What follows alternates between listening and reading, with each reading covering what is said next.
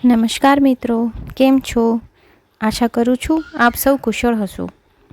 તો ચાલો શરૂ કરીએ આપણી આજની વાર્તા.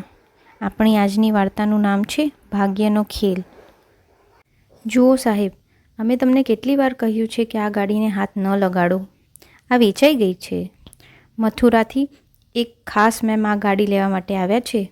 જો એમની ગાડી પર જરા પણ સ્ક્રેચ આવી જશે તો તે આખા શોરૂમને તાળું લગાડી દેશે. તે થોડી વારમાં આવવાના જ છે. તમે કૃપા કરીને આનાથી દૂર રહો. એક કર્મચારીએ નવીન અને રેખાને કહ્યું. નવીન ગુસ્સામાં બોલ્યો, પણ તમે લોકો આવું કેવી રીતે કરી શકો છો? મારે આ ગાડી મારી પત્નીને તેના જન્મદિવસ પર ભેટ આપવાની હતી. સોરી સર, તમે 1 મહિના પહેલાં આ ગાડી જોઈને ગયા હતા. ત્યારબાદ તમે કોઈ જવાબ ના આપ્યો. શું અમે તમારી રાહ જોતા રહીએ? આટલું કહીને તેણે નવીન અને રેખાને તે ગાડીથી દૂર ઊભા કરી દીધા. રેખાને તેની મનપસંદ ગાડી ન મળવાથી નવીન પર ગુસ્સો આવ્યો અને તે ત્યાં જ તેને ઊંધું સૂધું બોલવા લાગી. તો નવીન બોલ્યો, તને તો ખબર છે કે હું કેટલી મુશ્કેલીથી ઘર ચલાવી રહ્યો છું. ઉપરથી તારી આ નવી ડિમાન્ડ. ખબર છે આ ગાડી માટે મેં કેટલા પાસેથી દોવું લીધું છે? પણ રેખાને ક્યાં તેની વાત સાંભળવી હતી. તેને તો તેના જન્મદિવસ પર તે જ ગાડી ભેટમાં જોઈતી હતી. બંને વચ્ચે દલીલ ચાલી રહી હતી. ત્યારે જ ત્યાં 2 લોકો સાથે એક 55 વર્ષની મહિલા પહોંચી. આંખો પર ચશ્મા, શરીર પર બનારસી સિલ્કની સાડી, જાણે તેમની સુંદરતામાં 4 ચાંદ લગાવી રહી હતી. શોરૂમના માલિકે તેમને જોતાં જ ખુરશી ખેંચીને બેસાડ્યા અને બોલ્યા, શું લેશો મેમ? ચા, ઠંડુ, કોફી? તે મહિલાએ એક કોલ્ડ કોફી મંગાવી. તો શોરૂમનો એક કર્મચારી દોડીને તેમના માટે એક કોલ્ડ કોફી લઈ આવ્યો. બધી ફોર્માલિટી પૂરી કર્યા બાદ શોરૂમનો માલિક બોલ્યો, મેમ, તમારી ગાડી બિલકુલ તૈયાર છે. સુનૈનાજી જેવા તે ગાડી પાસે પહોંચ્યા તેમને ત્યાં જોઈને રેખા અને નવીનના પગ નીચેથી જમીન સરકી ગઈ. જાણે તેમણે કોઈ માણસ નહીં પણ ભૂત જોઈ લીધું હોય. તેમને પોતાની આંખો પર વિશ્વાસ જ ન હતો. તેમણે એક કટાક્ષભરી સ્મિત તે બંને પર નાખી અને પૂરા 50 લાખનો ચેક શોરૂમના માલિકને આપતા બોલ્યા, આ ગાડી સાંજ સુધી મારી ઓફિસમાં પહોંચી જવી જોઈએ. જી મેમ, તમે બિલકુલ ચિંતા ન કરો. અમે પૂરી સુરક્ષા સાથે તમારી ગાડી તમારી ઓફિસ સુધી પહોંચાડી દઈશું. આટલું કહીને તેણે સુનૈનાજીની ગાડીનો દરવાજો ખોલ્યો અને સુનૈનાજી પોતાના 2 માણસો સાથે મથુરા માટે પાછા નીકળી ગયા. ત્યાં નવીન અને રેખા તો જાણે સુનૈનાજીને જોઈને ફેવિકોલની જેમ જ એક જ જગ્યાએ ચોંટી ગયા હતા અને પોતાની ફાટી આંખોથી હજુ પણ રસ્તા તરફ તેમને જ જોઈ રહ્યા હતા. નવીને ગભરાતા શોરૂમના એક કર્મચારીને પૂછ્યું, ભાઈ, આ જે સ્ત્રી હતી તે કોણ હતી? શું તમે તેમને ઓળખો છો? નવીને અજાણ બનતા કહ્યું. તે કર્મચારી હસતા હસતા બોલ્યા, શું સર, તમે આ મેડમને નથી ઓળખતા? અરે એમ પૂછો કે તેમને કોણ નથી ઓળખતું? આખા મથુરાથી લઈને દૂરના શહેરોમાં તેમના નામની ચર્ચાઓ છે. રેખાને તો હજુ પણ વિશ્વાસ નહોતો થતો. તેને લાગતું હતું જાણે તેણે કોઈ સપનું જોઈ લીધું હોય. હજુ થોડા વર્ષો પહેલાં તો એક પૈસા માટે ભટકતી સ્ત્રી અહીં સુધી કેવી રીતે પહોંચી ગઈ? તેને આ સમજાતું ન હતું અને નવીનને ગભરાતા બોલી, નવીન, આવું કેવી રીતે થઈ શકે છે? નવીન પણ વિચારીને પરેશાન હતું. તેને પણ કંઈ સમજાતું ન હતું. પેલી બાજુ સુનૈનાજી ઓફિસ પહોંચ્યા અને પોતાની ખુરશી પર બેસીને તે ફોટાને એકી ટસે જોઈ રહ્યા હતા. જે પીડાને તેમણે એટલી નજીકથી જોઈ હતી, આજે ફરી તે તેમની સામે હતી. આ જ વિચારતા તે ભૂતકાળમાં ખોવાઈ ગયા. અરે માં, તમે સવારે નાહીને ઘરમાં બેસ્યા કરો. તમારામાંથી બહુ દુર્ગંધ આવે છે. સમજાતું નથી કે આટલું મોટું ઘર છે, આટલી મોંઘી વસ્તુઓથી મેં ઘર સજાવ્યું છે, લોકો આવે જાય છે તો મારા ઘરના વખાણ કરે છે અને આ બધી વસ્તુઓમાં આ એક ડાઘ છે જેના પર નજર જાય તો લોકો શરમથી પોતાનું મોં છુપાવી લે. એક તો ગરમીથી હાલત ખરાબ છે, ઉપરથી તમારી આ દુર્ગંધ. ચાલો પહેલાં નાહી લો, પછી અહીં બેસજો. નવીન પોતાની માં સુનૈનાજીને કહે છે. સુનૈનાજી આંખોમાં આંસુ સાથે બોલ્યા, બેટા નવીન, તું શું તારી માને નથી ઓળખતો? હું તો સવારે નહાઈને ભગવાનનું ધ્યાન કરું છું, પછી હું અહીં આવું છું. અને બેટા, આખી રાત હું પરસેવામાં લથબથ રહું છું. મારા રૂમનો ટેબલ ફેન પણ ખરાબ થઈ ગયો છે. કેટલા દિવસથી વહુને કહી રહી છું કે ઠીક કરાવી દે અને મારા માટે એક સાબુ લાવી દે, પણ અહીં મારી વાત સાંભળે છે કોણ? એટલું કહીને સુનૈનાજી રડવા લાગ્યા. તો નવીન બોલ્યો, માં, સવારે સવારે તમે તમારી વહુની ફરિયાદ કરી રહ્યા છો. તમને શરમ નથી આવતી? અરે, આ આખા ઘરની જવાબદારી તે ઉઠાવે છે, તમારું આટલું ધ્યાન રાખે છે, અને તમે છો કે તેની ફરિયાદ જ કરો છો. ત્યારે જ સુનૈનાજીની વહુ રેખા ત્યાં આવી અને બોલી, અરે મમ્મીજી, તમે સવારે સવારે એમની સામે શું રડવાનું લઈને બેસી જાઓ છો? જાણો છો ને, નોકરીની પરેશાની, ઘરની જવાબદારી, કેટલું બધું તે કરે છે. તમે તો માં છો, તમને તમારા દીકરાની ચિંતા નથી? અને શું કહી રહ્યા હતા કે પંખો ઠીક નથી કરાવ્યો અને સાબુ નથી આપતી? સાંભળો છો જી, ઘરમાં નવો સાબુ ન હતો તો મેં કહ્યું કે લાઈફબોય સાબુ ત્યાં રાખેલો છે, તેનાથી નાહી લો. પણ નહીં, તમારી માને તો સુગંધવાળો સાબુ જોઈએ. કામના કાજના, દુશ્મન અનાજના. અરે, બીજી વહુ હોત ને તો ક્યારની ઘરની બહાર કાઢી મૂક્યા હોત. તે તો હું છું જે તમને રાખી રહી છું, અને જુઓ, તમારી સામે મારી ફરિયાદ કરી રહ્યા છે. આટલું કહીને રેખા રડવાનો નાટક કરવા લાગી. નવીન બોલ્યો, રડાવી દીધી ને બિચારીને. તમારી તકલીફ શું છે? અને કેમ તમે લાઈફબોય સાબુ નથી વાપરી શકતા? સુનૈનાજી બોલ્યા, વહુ જે સાબુ મને આપી રહી હતી તે સાબુથી અમે હાથ ધોઈએ છીએ, અને તે જ સાબુ તે મને નાહવા માટે આપી રહી હતી. વિચાર, પછી હું ભગવાનની પૂજા કેવી રીતે કરીશ? નવીન કંઈ કહે તે પહેલાં જ રેખા બોલી, સારું, સાબુ પણ શું ગંદો થઈ જાય છે? અરે, હાથ ધોવા માટે મેં હેન્ડવોશ લાવીને રાખ્યું છે, તો હવે શું આ સાબુ બરબાદ થશે? જોઈ રહ્યા છો તમે તમારી માની નવાબી? અને જાણો છો, પંખાને ઠીક કરવામાં હવે એટલા પૈસા લાગશે કે એટલામાં નવો પંખો આવી જશે. હવે કહો, કેટલો ખર્ચ થઈ જશે? નવીન બોલ્યો, ખર્ચની તેમને શું પરવા છે? તેમની તો બધી ડિમાન્ડ પૂરી થઈ જાય છે. બળદની જેમ તો હું પૂછાવું છું. સાંભળી લો માં, જો તમે સાબુ વાપરવો હોય તો વાપરો, નહીંતર તમારા રૂમમાં બેઠા રહો. બહાર બેસવાની જરૂર નથી. અને રેખા, આ વર્ષે ગરમી બહુ છે, મેં એસી ઓર્ડર કરી દીધું છે, તો હવે આપણા રૂમમાં એસી લાગી જશે. રેખા હસતી હસતી પતિને ઓફિસ જવા માટે વિદાય આપી. આખરે મજબૂરીમાં સુનૈનાજીને તે જ સાબુ વાપરવો પડ્યો. કરતી પણ શું બિચારી? હવે તેમને પોતાના જ શરીરમાંથી દુર્ગંધ આવવા લાગી હતી. બિચારી પોતાના રૂમમાં બેસીને પોતાના જૂના દિવસો યાદ કરીને રડી રહી હતી કે પોતાના દીકરીની દરેક માંગ પૂરી કરી, ભણાવી ગણાવીને આ લાયક બનાવ્યો. લગ્ન પછી તેના કહેવા પર શહેરમાં મોટું ઘર ખરીદ્યું, પણ આજે તે જ દીકરો વહુ સાથે મળીને પોતાની જ માને અપમાનિત કરી રહ્યો છે. એક દિવસ રેખા રસોડામાં કંઈક કરી રહી હતી. સુનૈનાજી ફરતા ફરતા દીકરાના રૂમમાં ગયા તો દીકરો એસીની હવામાં ઠંડીથી સંકોચાઈને સૂતો હતો. તો તેમણે એસી બંધ કરી દીધું. થોડી વાર પછી નવીને બૂમ પાડી, રેખા, મારા રૂમનું એસી કોણે બંધ કર્યું? મારા રૂમમાં આખી રાત એસી ચાલે તો કોઈને શું વાંધો હોઈ શકે છે? સુનૈનાજી બોલ્યા, બેટા, તે તો મેં બંધ કર્યું હતું. મેં જોયું કે તું ઠંડીથી ધ્રુજી રહ્યો હતો. તો નવીન બોલ્યો, માં, તમારા જેવા ફટીચરોની જેમ આ ઘર નથી કે 10 લોકો વચ્ચે એક જ કૂલર હોય. મને યાદ છે, જ્યારે હું નાના નાનીના ઘરે જતો હતો, બધા એક જ જગ્યાએ સૂતા હતા. ખબર નહીં બધાને હવા કેવી રીતે આવતી હતી. બહુ કંજૂસ હતા તમારા ઘરવાળા, અને તમે તે બધું મારા પર ન કર્યા કરો. આટલું કહીને નવીન ગુસ્સામાં પોતાના રૂમમાં જતો રહ્યો. રેખા બોલી, કેટલી વાર કહ્યું છે તમને, તમે વધારે હિતેચ્છુ ન બનો. સવારે સવારે વાતો સાંભળવાનો શોખ ચડ્યો હતો, અને મને પૂછ્યા વગર મારા રૂમમાં પગ મૂકવાની હિંમત કેવી રીતે થઈ? હવે મને જલ્દી કામ કરવા દો. મારે 2-3 દિવસ માટે મારા પિયર જવું છે. સુનૈનાજી પોતાના પૌત્રને બોલ્યા, ગુડ્ડુ, રજાઓમાં નાનાના ઘરે જઈશ? ત્યાં તને મજા આવે છે? નાના નાની સારી સારી વસ્તુઓ બનાવીને આપતા હશે, કેમ? તો ગુડ્ડુ બોલ્યો, અરે નહીં દાદી, ત્યાં તો નાનાજી ગળ્યું ખાવાની ના પાડે છે, કહે છે કે દાંત ખરાબ થઈ જશે.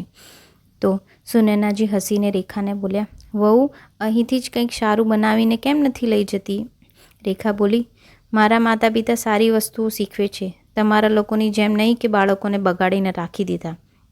અને ગુડ્ડુ, તને કેટલી વાર કહ્યું છે કે દાદી સાથે વધારે ચોંટીને ન રહે, નહીં તો તારા શરીરમાંથી પણ દુર્ગંધ આવશે.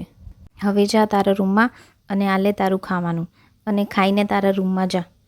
થાળીમાં ભાત, દાળ અને થોડું અથાણું જોઈને સુનૈનાજી બોલ્યા, વહુ, સવારે સવારે ભાત? વહુ, આ ભાત તો બિલકુલ ઠંડો છે. શું આ ગઈકાલનો વધાયેલો ભાત છે? રેખા બોલી. કેમ, સવારે સવારે તમને ભાત નથી ખાઈ શકતા કે શું? ગઈકાલે ગુડ્ડુને ભાત ખાવાની ઈચ્છા ન હતી, તેણે પિઝા ખાઈ લીધો હતો. તમે ખાઈ લો ભાત, નહીં તો બપોર સુધીમાં તે ખરાબ થઈ જશે. કંઈક તો તમારા દીકરા પર દયા કરો, અનાજ બરબાદ થશે. વિચારો કેટલી મહેનત કરીને કમાઈને ઘરે લાવે છે.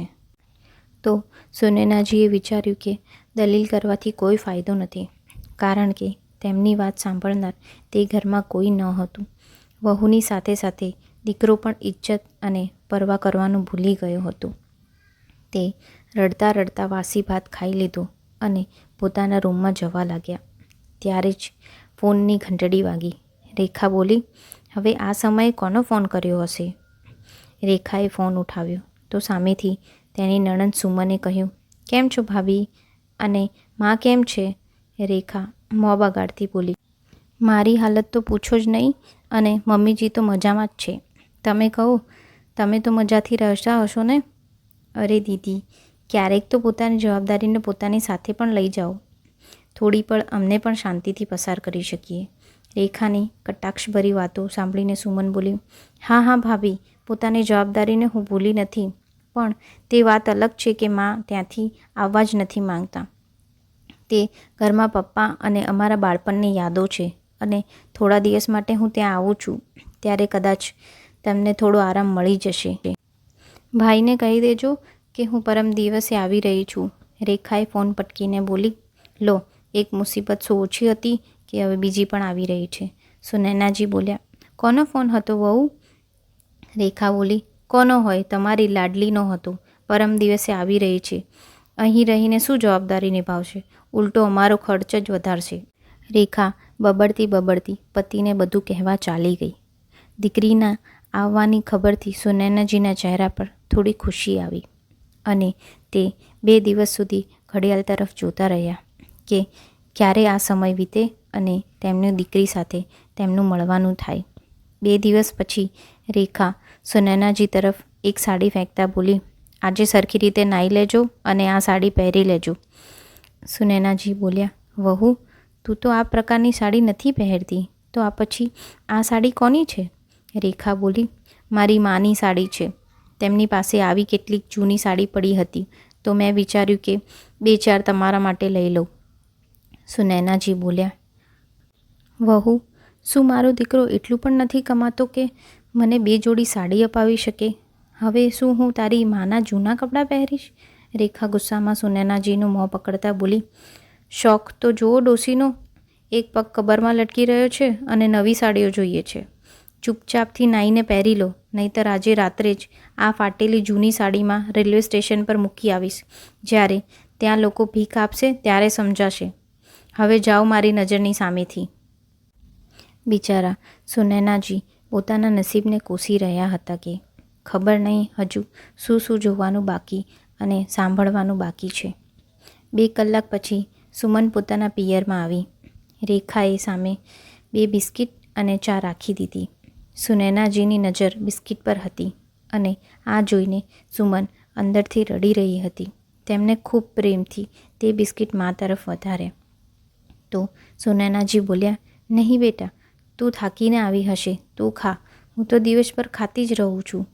સુમન બોલી, હા માં, તે તો દેખાઈ રહ્યું છે. આટલું કહીને તેણે માને જબરજસ્તીથી બિસ્કિટ ખવડાવી દીધા.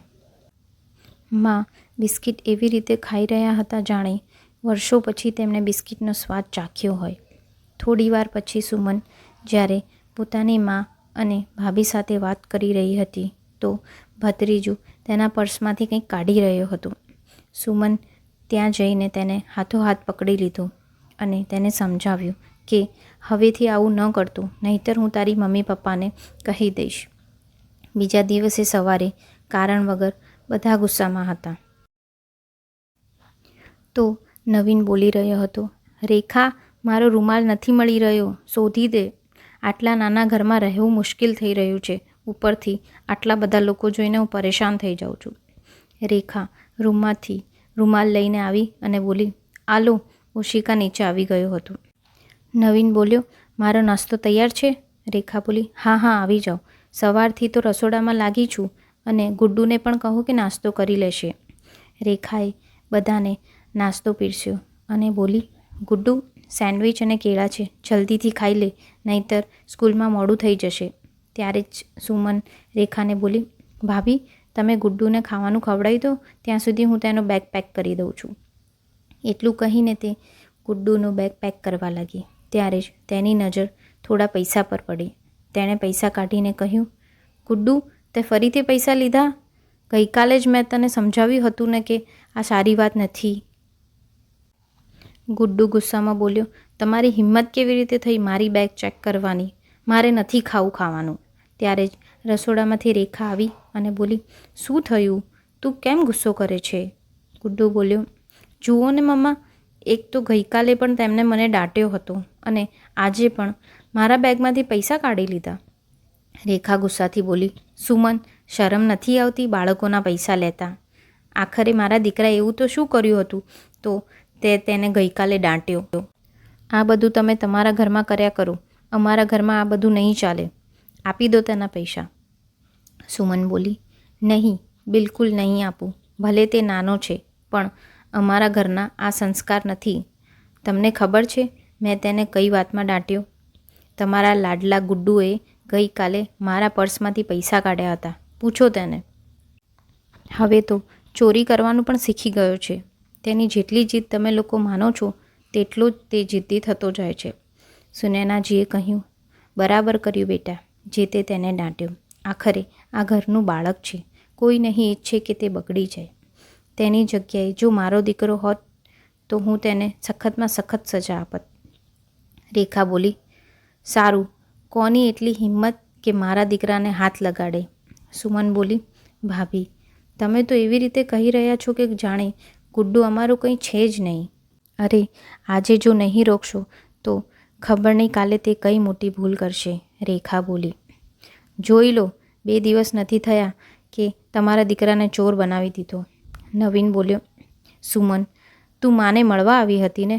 મળી લીધું હોય તો જઈને તારા ઘરની જવાબદારી જો, અમને અમારા હાલ પર છોડી દે. સુમન બોલી, હજુ સુધી તો તે જ કરતી આવી હતી. તમારાથી જ્યારે પોતાની વૃદ્ધ માં નથી સંભાળી શકાતી તો બાળક શું સંભાળશે? ભાઈ, તમે જો આવી વાતો કરશો તો વિચારો તમારું બાળક શું શીખશે? ખોટી વાત પણ તમે તેને ટોકતા નથી. તેની સામે તમે પોતાની મા બહેનની ઇજ્જત નથી કરતા. તમને લાગે છે કે મોટો થઈને તમારી ઇજ્જત કરશે? નવીને ગુસ્સામાં ગુડ્ડુને એક થપ્પડ મારી દીધો અને બોલ્યો, જા સ્કૂલ, તારી સાથે તો હું પછી વાત કરીશ. ગુડ્ડુ મોં બગાડીને ત્યાંથી જતો રહ્યો. રેખા સુમનને કડવી વાતો સંભળાવવા લાગી. રડાવી દીધું ને મારા બાળકને? પડી ગઈ તમારા કળાજાને ઠંડક? હવે જતા રહો અહીંથી.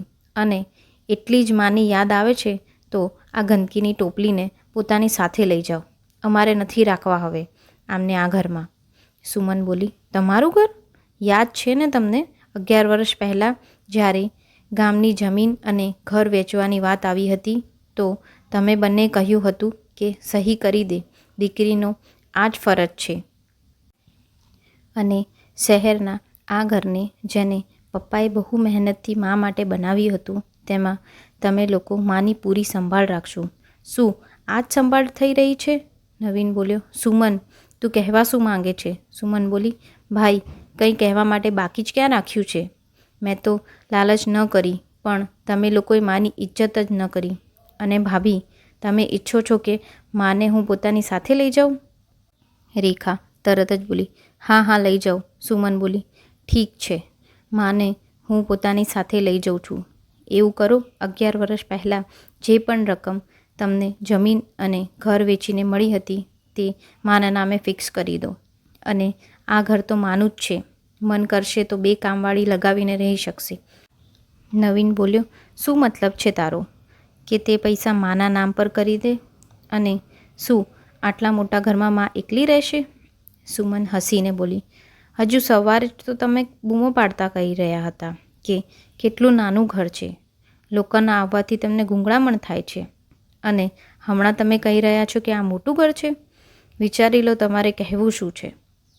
રેખા બોલી, સાંભળી લો નણંદ રાણી, જો કંઈ લેવાના ચક્કરમાં અહીંયા આવ્યા છો તો તમને એક ફૂટી કોડી પણ નહીં મળે. હા, માને લેવા આવ્યા છો તો લઈ જઈ શકો છો. સુમન ઊભી થઈ ગઈ અને બોલી, કેમ જશે મારી માં આ ઘરેથી, જ્યારે આ ઘર મારી માનું છે? નવીને સુનૈનાજીનો હાથ સખત રીતે પકડીને બોલ્યો, જરૂર તમે તમારી દીકરીને જણાવ્યું હશે કે અમે તમારું ધ્યાન નથી રાખતા. સાંભળી લો માં, જો અમે તમને છોડી દઈશું ને તો કોઈ નહીં પૂછે. સુમને પોતાના ભાઈનો હાથ પકડ્યો અને બોલી, માનો હાથ છોડી દે, નહીતર મારાથી ખરાબ કોઈ નહીં હોય. અને માં, ભૂલ આમાં ભાઈ અને ભાભીની નથી, તારી પણ છે. સુનૈનાજી રડતા રડતા બોલ્યા, બેટા હું શું કરી શકું છું? સુમન બોલી, શું નથી કરી શકતા? પપ્પાના ગયા પછી તમે અમને બધાને નથી સંભાળ્યા? તેમના ગયા પછી તમે મારા લગ્ન કરાવ્યા અને મને યાદ છે કે લગ્નના દિવસે જ આ લોકોએ મારી પાસે તે સહી કરાવી હતી, જેથી લગ્ન પછી ક્યાંક હું બદલાઈ ન જાઉં. જ્યારે આ એટલા બધા બદલાઈ ગયા તો તમે પોતાને નથી બદલી શકતા? અરે, તમે મને શીખવ્યું હતું કે પોતાના અધિકારો માટે બોલતા શીખો, પછી તમે તમારી જ શીખને કેવી રીતે ભૂલી ગયા? વહુ તો વહુ, દીકરો પણ તમારી ઇજ્જત નથી કરતો. નાનો પૌત્ર પણ તમને આવતા જતા ઠોકર મારી દે છે અને તમે ચૂપચાપ રહી જાઓ છો. આખરે કેમ? માં, તમે બોજ નથી. દીકરીની વાતોએ સુનૈનાજીને હિંમત આપી. ત્યારે જ રેખાએ ગુસ્સામાં સુમનના વાળ પકડ્યા અને બોલી, આ રીતે નહીં માને. બહુ ઇજ્જત આપી દીધી. ચાલ નીકળ મારા ઘરેથી. સુમન ઈચ્છતી તો એક ઝટકામાં રેખાને જવાબ આપી શકતી હતી, પણ તેને બસ પોતાની મા તરફ જોયું. અચાનક જ સુનૈનાજીમાં એટલી તાકાત આવી કે તેમણે એક જોરદાર થપ્પડ રેખાને મારી દીધી અને બોલી, છોડ મારી દીકરીને. તારી હિંમત કેવી રીતે થઈ મારી દીકરીને હાથ લગાવવાની? રેખા દૂર અથડાઈને પડી ગઈ. નવીન સામે આવ્યો અને બોલ્યો, માં, 4 દિવસમાં તમારી દીકરીએ તમને એટલું ખવડાવી દીધું કે તમારી ચરબી વધી ગઈ? સુનૈનાજી કંઈ કહે તે પહેલાં સુમને જોરદાર થપ્પડ પોતાના ભાઈને મારી દીધી અને બોલી, બેશરમ માણસ, તું તારી મા સાથે આવી કેવી રીતે કરી શકે છે? અરે, જે પોતાની માની ઇજ્જત નથી કરી શકતો તે સમાજની સ્ત્રીઓને શું ઇજ્જત કરશે? હવે હું તને બતાવું છું કે તારી સાથે શું થવું જોઈએ. ઊભો રહે. સુમને તરત પોલીસને ફોન કર્યો અને ત્યાંની ખબર આપી. જોત જોતામાં આજુબાજુના બધા લોકો ભેગા થઈ ગયા. પોલીસ આવી સુનૈનાજીની હાલત જોઈને કોઈને કંઈ કહેવાની જરૂર જ નહોતી. સુનૈનાજીએ પોતે જ બધી વાત પોલીસને જણાવી. પોલીસે રેખા અને નવીનની ધરપકડ કરી. પૂછપરછ કરીને બીજા દિવસે બંને ઘરે આવ્યા. જ્યારે તેમને અહેસાસ થયો કે હવે તેમની હાલત અને ઇજ્જત બંને ખરાબ થઈ ચૂકી છે, તો બંને સુનૈનાજી પાસે માફી માંગવા લાગ્યા. સુનૈનાજીએ દીકરી તરફ જોયું તો સુમન બોલી, માં, પહેલાં પણ તમે તમારા નિર્ણય પોતે લેતા હતા અને આજે પણ લેશો. બસ એટલું યાદ રાખજો કે પોતાની ઇજ્જત સૌથી પહેલાં તમે પોતે કરશો, ત્યારે જ લોકો તમારી ઇજ્જત કરશે. સુનૈનાજીએ આત્મવિશ્વાસ સાથે કહ્યું, હું તમારા બંને સાથે કોઈ સંબંધ રાખવા નથી માંગતી. જે પૈસા તમે પહેલાં લઈ લીધા તે તો લઈ જ લીધા. હવે તમને કંઈ નહીં મળે. તમે લોકો 2 દિવસમાં આ ઘર ખાલી કરો અને જ્યાં જવું હોય ત્યાં જતા રહો. જે ઘરની લાલચમાં વહુ દીકરાએ મારી ઇજ્જત ન કરી, હવે હું તે ઘરમાં પણ નથી રહેવા માંગતી. આ ઘરને વેચીને હું મથુરા જવા માંગુ છું અને ત્યાં પોતાની જેવી દુખિયારી માતાઓ સાથે રહેવા માંગુ છું. ત્યાં કોઈ અપમાન તો નહીં કરે? આટલું કહીને સુનૈનાજી દીકરીનો સહારો લઈને પોતાના રૂમમાં ચાલ્યા ગયા. 2 દિવસ પછી નવીન અને રેખાને તે ઘર ખાલી કરવું પડ્યું. સુમન પોતાની માને થોડા દિવસ માટે પોતાના ઘરે લઈ ગઈ અને એજન્ટને કહીને તે ઘર વેચી દીધું. અઠવાડિયા 10 દિવસ પછી સુનૈનાજી દીકરી જમાઈના કહેવા છતાં પણ રોકાયા નહીં અને મથુરામાં એક વૃદ્ધ સ્ત્રીના ઘરે રહેવા લાગ્યા. સુમને બધા પૈસા માના અકાઉન્ટમાં જમા કરાવી દીધા, જેથી જ્યાં સુધી જીવશે તેમનું ભરણ પોષણ તે પૈસાથી જ થતું રહેશે. સુનૈનાજીએ જોયું તો ત્યાં એક વૃદ્ધ સ્ત્રી નાની મોટી માટીની મૂર્તિઓ બનાવીને પોતાનું ગુજરાન ચલાવતી હતી. એક દિવસ સુનૈનાજી બોલ્યા, બહેન, શું હું તમારી મદદ કરી દઉં? તમે મને તમારા ઘરમાં આશરો આપ્યો છે, તમારા માટે આટલું તો કરી જ શકું છું. સુનૈનાજીને બાળપણથી જ આ બધું કરવાનો શોખ હતો. નવરાત્રિ હોય કે ગણેશ સ્થાપના, તે આખા મહોલ્લા માટે મૂર્તિઓ બનાવતા હતા. સુનૈનાજી હવે નવા પ્રકારની મૂર્તિઓ બનાવવા લાગ્યા. તેમાં રંગ ભરીને જાણે જીવ નાખી દેતા હતા, જાણે તે કોઈ જીવતી જાગતી મૂર્તિ હોય. હવે માની દુકાનનું વેચાણ પણ સારું થવા લાગ્યું હતું. દૂર દૂરથી બધા તેમની મૂર્તિઓ લેવા માટે આવવા લાગ્યા, જેને જોઈને સુનૈનાજીનો જુસ્સો વધી ગયો. એટલું જ નહીં, અહીંથી જ સુનૈનાજીના જીવનની એક નવી શરૂઆત થઈ. હવે તો સુનૈનાજીને મોટા ઓર્ડર મળવા લાગ્યા હતા. મંદિરની મૂર્તિઓથી લઈને સ્ટેડિયમમાં ખેલાડીઓના પૂતળા સુધી બધા પ્રકારની મૂર્તિ સુનૈનાજી બનાવવા લાગ્યા હતા. કાલ સુધી ઠોકરો ખાનાર સુનૈનાજી આજે મથુરાના જાણીતા લોકોમાંથી એક હતા. ગઈકાલ સુધી દીકરા વહુ પર આશ્રિત એક રોટી માટે તેમનું મોં જોનારા સુનૈનાજી આજે 5 વર્ષની અંદર એટલા પૈસા તો કમાઈ લીધા હતા કે 100 ભૂખ્યા લોકોનું પેટ તે રોજ ભરી શકતા હતા. સુનૈનાજી વિચારોમાંથી બહાર આવ્યા. ત્યાં સુધીમાં તેમની ગાડી શોરૂમવાળાએ ઓફિસની બહાર ઊભી કરી દીધી હતી. તે જોવા બહાર નીકળ્યા. તેમના દીકરા વહુ ગાડીનો પીછો કરતાં તેમની ઓફિસ સુધી પહોંચી ગયા હતા. માની ઓફિસ જોઈને બંનેની આંખો ફાટી ગઈ અને કરગડતા તેમના પગમાં પડી ગયા. નવીન બોલ્યો, માં, અમને માફ કરી દો. અમે અમારી દેવી જેવી માનું આટલું અપમાન કર્યું. અમને તો ભગવાન નરકમાં પણ જગ્યા નહીં આપે. તમે શું ગયા ઘરેથી? તમારા જતાં જ મારી નોકરી છૂટી ગઈ. અમે એક પૈસા માટે મોહતાજ થઈ ગયા.